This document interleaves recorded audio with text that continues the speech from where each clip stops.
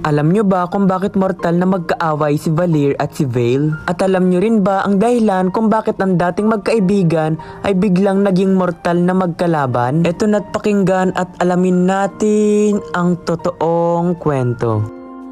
Noong unang panahon, may dalawang haring matalik na magkaibigan. Ang hari ng Valley Kingdom na ama ni Veil at ang hari ng Fire of Kingdom na ama ni Valir. Ngunit isang araw may nakarating na balita sa ama ni Veil. Ayon sa balitang natanggap ng ama ni Veil, may masama daw binabalak ang ama ni Valir laban sa kahariang pinapangalagaan ng ama ni Veil. Hingid sa kaalaman ng ama ni Veil na ginawa lamang ang balitang ito upang pag-awayin ang dalawang kaharian. Dahil sa maling impormasyon na natanggap ng ama ni Veil, agad nilang nilusob ang kahariang pinoprotektahan ng ama ni Valir. Naglaban ang dalawang hari ngunit sa kasamaang palad, napatay ng ama ni Veil ang ama ni Valir. Nasaksihan ni Valir kung paano pinatay ng ama ni Veil ang kanyang ama. Agad-agad namang nagtungo si Valir sa labi ng kanyang ama. Habang iniiyakan ni Valir ang labi ng kanyang ama, ay inutusan naman ng ama ni Veil si Veil upang patayin si Valir. Pinatamaan ni Veil ng malakas na hangin si Valir. Ngunit ayaw niya itong patayin dahil naging magkaibigan sila noon. Kung kaya tinayaan ni Veil na tumakas si Valir. Nang dahil sa pangyayaring yon, nagtanim ng galit si Valir laban sa buong angkan ni Veil.